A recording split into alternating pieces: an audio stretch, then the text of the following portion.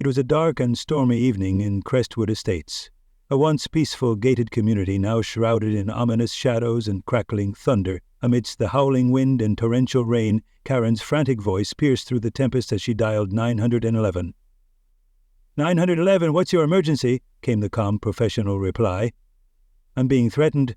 There's a dangerous animal prowling our streets. It's aggressive and unpredictable. It could attack any second. Karen's voice trembled with panic as she continued. I've reported it to the HOA, but they won't listen. It must be removed immediately before someone gets hurt. Unbeknownst to Karen, she had unwittingly set off a chain of events that would expose her true nature. Earlier that week, I had moved into my new home here, looking forward to the serenity I had longed for after years of service in the K-9 unit. My loyal partner, Titan, a disciplined, highly trained Belgian Malinois and retired police dog, had fought alongside me through countless challenges. When he finally retired, I fought to bring him home, believing he deserved a peaceful life. The community, with its manicured lawns and picturesque homes, seemed perfect, until I encountered her. Karen Thompson, the self-appointed enforcer of Crestwood's strict rules, had fixed her cold, disapproving gaze on Titan the moment she saw him. You need to get rid of that dangerous animal, she snapped, without so much as an introduction. I raised an eyebrow, trying to keep my tone even. Excuse me, Karen? Crestwood's guidelines specifically address aggressive breeds, and by the way, Titan is a retired police dog. He's trained, disciplined, and protected by federal law. But Karen was relentless. HOA rules override any of that nonsense, she scoffed. I'll be filing a complaint, and you better start packing his things. He won't be here much longer. Her voice echoed with certainty as she stormed off. I should have known then that this vendetta was far from over. For the next few days, Karen made it her personal mission to turn the community against me. I caught her whispering with other residents, pointing accusingly toward my house and exaggerating every interaction with Titan. He's practically a trained killer, she told an elderly couple, and even warned passing joggers, be careful, this dog is unpredictable. Despite her antics, I remained calm, confident that her baseless claims would eventually fade.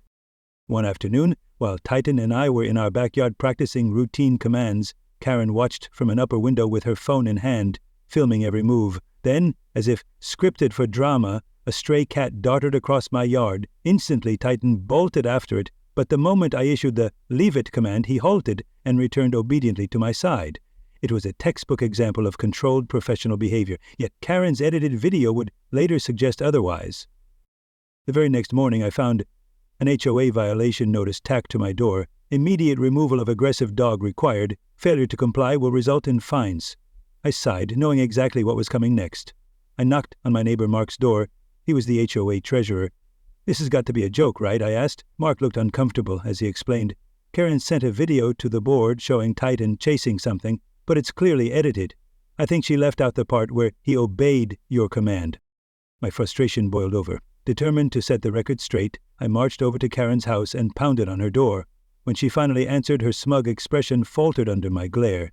This isn't over, Karen, I said, my voice low but firm. Your video is manipulated, and you're turning a controlled situation into a dangerous threat. Titan is not a menace. He's a retired police canine trained to protect, not attack. Karen's eyes narrowed as thunder rumbled overhead. You'll see, she hissed, clutching her phone as if it were a weapon. In that moment, the storm outside wasn't the only chaos at Crestwood Estates. Karen's vendetta was about to erupt into a full-blown neighborhood scandal, one that would forever alter the balance of power in our once peaceful community. Karen's smug expression didn't fade as she greeted me at her door. I assume you're here to discuss the violation notice, she said, her tone dripping with self-importance. I held up the paper and replied, This is nonsense, Karen. She crossed her arms and retorted sharply, You know it. I have video evidence that Titan ran after an innocent animal. He's a menace, a trained killer, and you conveniently left out the part where he stopped on command. Her words were laced with condescension as she insisted that HOA rules were absolute. You can fight it all you want, but that dog is leaving one way or another. Something about her final statement gave me a bad feeling. Later that evening, while I was in my backyard, I heard the screech of tires abruptly halting in front of my house. I stepped onto the porch to see two police cruisers, their red and blue lights flashing ominously. My stomach tightened as two officers stepped out. Sir, we received a report about a dangerous animal on the loose, one of them said. I immediately knew who was behind it. Let me guess. Karen called you? I asked. The officer exchanged a look with his partner before replying, Yes. She sent us a video. Before any assumptions could be made, I gestured toward the security cameras installed around my property. How about I show you the full version of that video, I offered. The officer hesitated, and I continued. We have clear, unedited footage. You might want to take a look before making any decisions. As we walked toward my house, I noticed Karen standing across the street, arms folded and smirking, certain she had won, unaware of the truth hidden in my recordings. Inside my home, I quickly pulled up the unedited footage on my security system's interface, which displayed multiple camera angles. The lead officer, Officer Daniels, squinted at the screen as I explained, "This is the original footage from last night. On the video, it was evident Titan did chase a stray cat, but as soon as I issued the leave it command, he stopped instantly and returned obediently to my side. We watched as Titan froze mid-stride, turned, and calmly trotted back. There was zero aggression, just a highly trained dog following orders." Officer Daniels glanced at his partner, Officer Ramirez, who shook his head and muttered, "Karen conveniently cut that part out, didn't she?" I crossed my arms and added, "It's clear she has a personal vendetta against my dog and is trying to get him removed from the neighborhood." Daniels exhaled sharply, stating, "This is an abuse of emergency services, not to mention a false police report." Across the street, Karen continued watching, her smug expression intact. She had no idea that her carefully manipulated lie was now exposed. I turned to Officer Daniels and asked, "Can you guys handle this, or do I need to take legal action myself?" With a slight smirk, Daniels replied, "Oh, we'll handle it." The two officers then walked back across the street toward Karen's location. Immediately, Karen stepped forward with an air of false authority. "I'm so glad you're here," she declared, reiterating her fabricated concern. "That animal is dangerous. Did you see the video?" Officer Daniels maintained a neutral expression as he said, "We saw the full video, ma'am, including the part where the dog stopped on command, the part you conveniently cut out." For a moment, Karen's confident facade faltered before she scoffed, "Well, of course I cut out the boring parts. The point is, the dog chased after something aggressively." Officer Daniels cut her off firmly. "No, the point is that you lied to the police and manipulated evidence to make an innocent man look guilty." At that, Karen's mouth opened and closed in a stuttering, inarticulate response, like a fish gasping for air. Her deception had been laid bare for everyone to see. The truth, recorded clearly by my security cameras, left no doubt. Titan was not a menace, but a loyal, highly trained service animal. Her carefully constructed narrative was now in ruins, and the weight of her false claims had backfired spectacularly. In that moment, it became unmistakably clear that Karen's manipulation of the situation was not only an abuse of emergency services, but also a blatant attempt to undermine the law.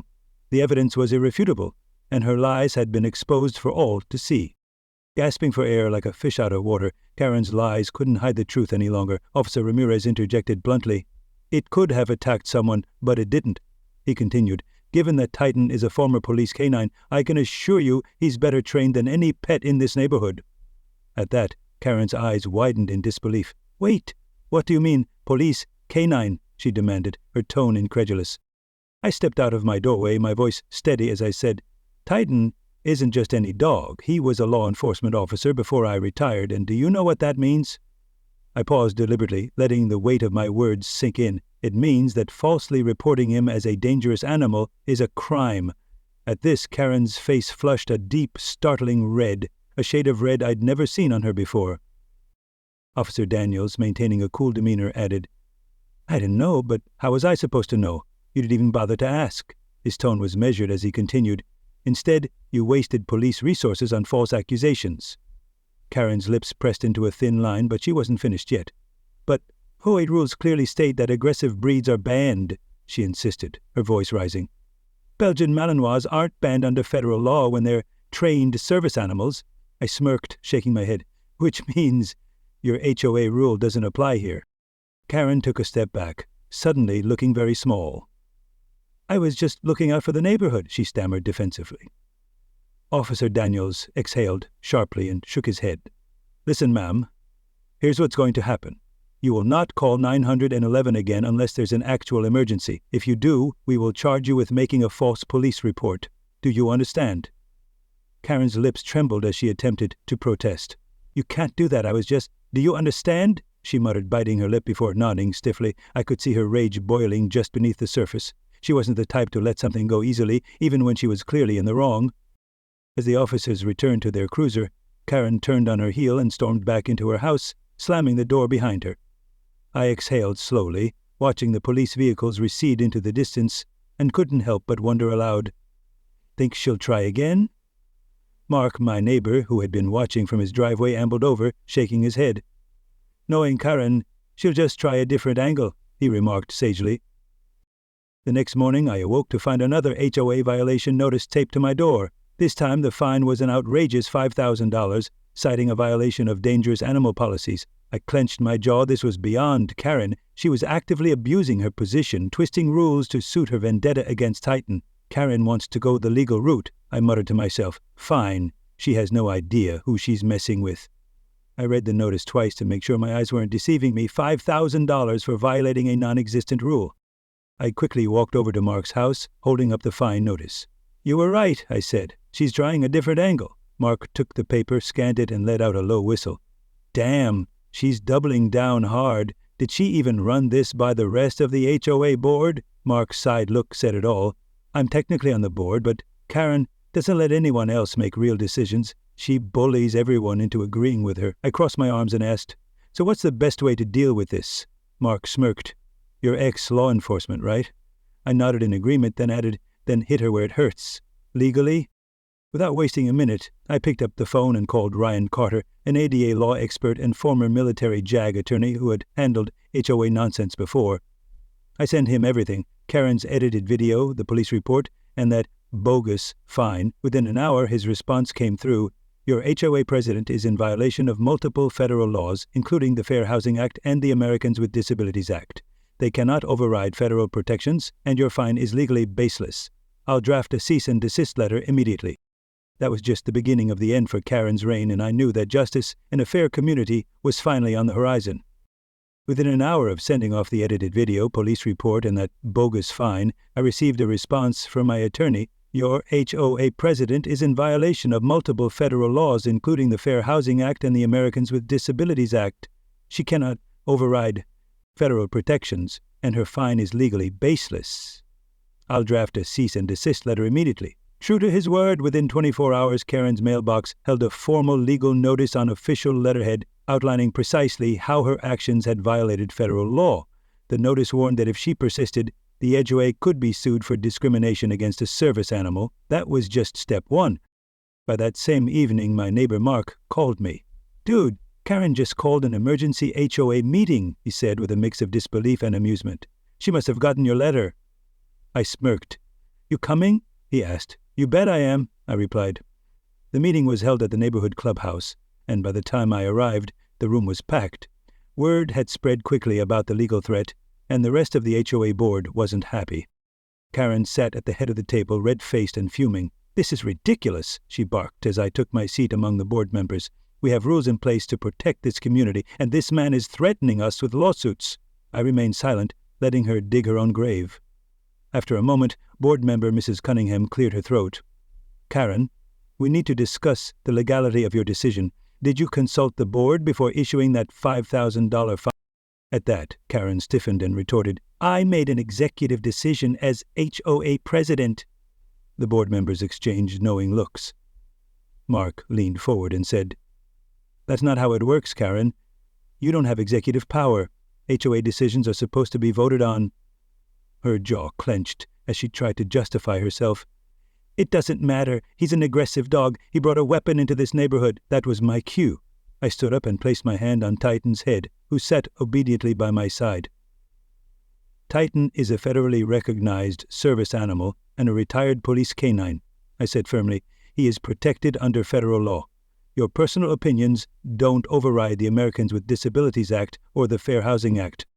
The room fell silent. Karen's face turned an even deeper shade of red. In a desperate attempt to salvage her argument, she fumbled with her phone. I have a recorded conversation with Officer Daniels confirming Titan's status," she stammered. "If you like, I can have him explain it to the entire board." Mark smirked. "Actually, I think we'd love to hear that." As soon as I hit play, Karen's confidence crumbled further. It was clear she had falsified a 911 report, misled the HOA, and tried to remove a protected service animal from the community. "If you or the HOA take further action," Officer Daniels warned, "it could result in severe legal consequences." Karen's face drained of color as the board made its decision. Mrs. Cunningham declared, "We will not be enforcing your fine, Karen, and we believe we need to hold a vote on your position as HOA president." Before she could protest, Mark crossed his arms and stated, "We absolutely can." The vote was cast, and Karen was officially removed from her position as HOA president. Furious, she shrieked, "You all regret this? This neighborhood will go to hell without me!" But the board ignored her outburst. They revoked the fine, issued a public apology, and even formally acknowledged Titan as an officially protected service animal. As the meeting ended, Karen stormed up to me, her voice low and venomous. "You might have won this round," she hissed, "but this isn't over." I leaned in slightly and replied, "It is for you."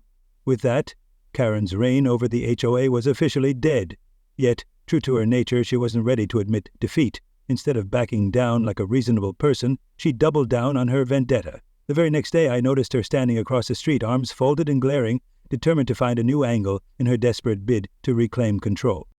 Across the street, Karen's fury was unmistakable. She glared at my house while furiously arguing on her phone, her arms flailing wildly. I couldn't catch every word of her heated conversation, but one thing was clear, she wasn't finished with me yet. Later that afternoon, as I returned home from running errands, something felt off. Titan was inside, but he was on high alert, pacing nervously near the front window. Barely had I set my bags down when I heard the distinct sound of a van pulling into my driveway. I stepped onto the porch just in time to see two men in cheap, ill-fitting uniforms emblazoned with Animal Control Services emerge from the van. Crossing my arms, I asked, "Can I help you?" The burly man with a clipboard glanced up, then said, "We got a report about a dangerous dog on the premises. We're here to remove it." I couldn't help but let out a sharp laugh. "Nice try," I retorted. "This is private property, and Titan is a federally protected service animal. You're not taking him anywhere." The wiry man, wearing a nasty smirk, interjected, "We received a call from your HOA president, saying there's a dangerous animal that needs to be removed." My eyes narrowed immediately. "Karen sent you?" I asked coolly. The burly man hesitated. No, the HOA president is no longer in charge," he stammered. I crossed my arms tighter and said, "So unless you have a court order, I suggest you get back in your van and leave." The wiry man took a step closer. "Listen, we don't need a court order. HOA policies, they don't override federal law," he argued. I pulled out my phone and hit record. "Now, why don't you repeat that for the camera?" I challenged. "You're saying you have the authority to remove a retired police canine from private property in direct violation of federal regulations?" The burly man shifted uncomfortably as the wiry man's smirk faltered. "Wait, police canine?" he began, but I interrupted firmly. "That doesn't matter." "Oh, it does, actually." Stepping closer, I continued, "What you're attempting here is theft. Titan isn't just any dog. He's a former law enforcement canine, which means you'd be facing serious criminal charges if you try to take him." The burly man's face turned pale as I pressed on. "Let me guess. Karen paid you to have Titan relocated before I could do anything?" I smirked, my tone dripping with disbelief. "That's exactly what I thought. Now get off my property before I have real law enforcement here to arrest both of you for attempted theft." At that moment, the two men exchanged glances, and the burly man grabbed his partner's arm. "Come on, man, let's go," he muttered as they hurried back to the van. As the van sped away, Karen stormed out of her house, red-faced and raging. "Why are you leaving?" she screamed, her voice echoing down the street. "You have a job to do." The wiry man rolled down his window and shouted, "Lady, you said it was a dangerous stray. You didn't tell us it was a retired police dog, so what? It's still just a dog." Before she could argue further, the van vanished around the corner. Karen then whirled around and marched up to me, her face mere inches from mine. "You think you're so smart, don't you?" she hissed, seething with fury. I grinned, replying coolly, "Smarter than you, apparently." Her eyes widened in anger. "You have no idea who you're messing with," she shot back. I raised an eyebrow and replied, "Oh, I think I do. In fact, I also think you just committed a crime." Her eyes flickered with a moment of realization before she masked it with another scowl. "I did nothing wrong," she insisted. "You hired unlicensed animal control to illegally remove a federally protected dog.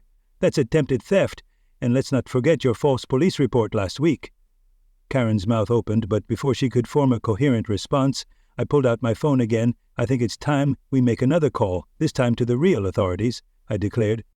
Her face drained of color as I dialed. "Yeah, Officer Daniels, you might want to come back. We've got attempted theft and some very interesting confessions on video," I said into the phone, my tone leaving no room for argument. In that moment, Karen turned abruptly and ran back into her house, slamming the door behind her. The sound of her retreat echoed in the quiet that followed, and I stood on my porch, Titan at my side, wondering what would happen next. 30 minutes later, as the tension still hung in the air, 2 police cruisers pulled up, this time not for Titan, but for Karen. Officer Daniels stepped out and walked up to her door, knocking steadily. After a long, agonizing pause, Karen finally opened the door, her expression a mix of defiance and dread. "This is harassment!" she shrieked, her voice trembling with indignation. Daniels maintained his calm demeanor as he replied, "Ma'am, we have multiple reports and clear video evidence showing that you attempted to hire someone to steal a protected service animal. We need you to come with us for questioning." Karen's face contorted in pure rage. "I'm the victim here," she roared. Daniels sighed and said, "Ma'am, if you do not cooperate, we will have no choice but to escalate this matter. You cannot just fabricate false police reports." "You can't arrest me," she shrieked. But Officer Daniels crossed his arms firmly and replied, "Actually, I can, and I will." In that crushing moment, Karen realized that she was completely out of options. Within minutes, she was forced into the back of the police car, screaming about lawsuits and revenge as the cruisers sped away, her voice fading into the distance. I watched the scene from my porch, feeling a mix of relief and lingering apprehension. I turned my attention to Titan, who sat calmly by my side despite the commotion. "Well, buddy, that was something, wasn't it?" I murmured, and Titan responded with a gentle wag of his tail. Yet I knew Karen's vendetta was far from over. The next morning, the neighborhood buzzed with gossip. Groups of residents gathered in clusters, whispering and pointing at Karen's now quiet house, as if expecting her to reappear like a villain from a bad horror movie. Not long after, my neighbor Mark knocked on my door, holding up his phone. "Dude, have you seen what's blowing up online?" he asked with a smirk. I glanced at the screen and saw headlines like, "HOA president arrested. Did Karen really try to steal a police dog and corrupt HOA? We need a full investigation." I took a sip of my coffee and mused, "Guess she's finally getting the attention she wanted."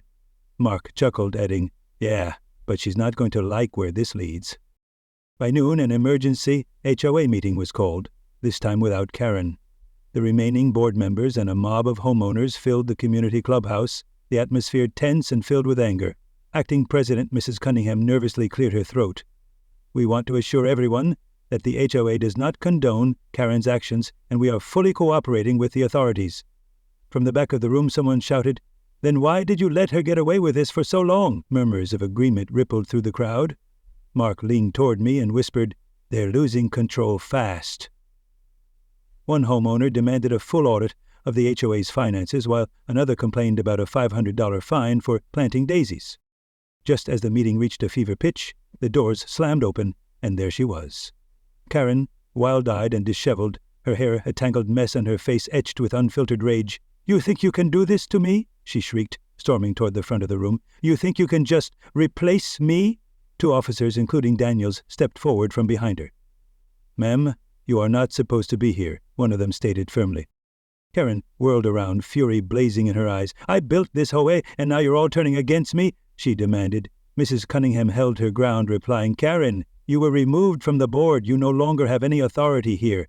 In that moment, Karen's face twisted with fury as she spat. "You'll all regret this. This neighborhood will go to hell without me." But the board and the assembled homeowners remained unmoved by her outburst. Mark and I exchanged a knowing look as it became unmistakably clear Karen's final stand had crumbled, and her reign of terror was officially over. With a trembling finger pointed directly at me, Karen spat out in venomous accusation, "This is all your fault! If you had just gotten rid of that mangy mute!" I cut her off with a careful smirk. "Careful, Karen.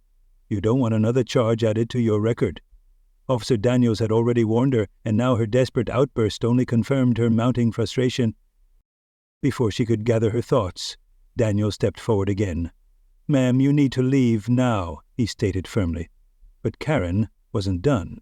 Turning back to the crowd in the meeting room, she pleaded desperately for their support.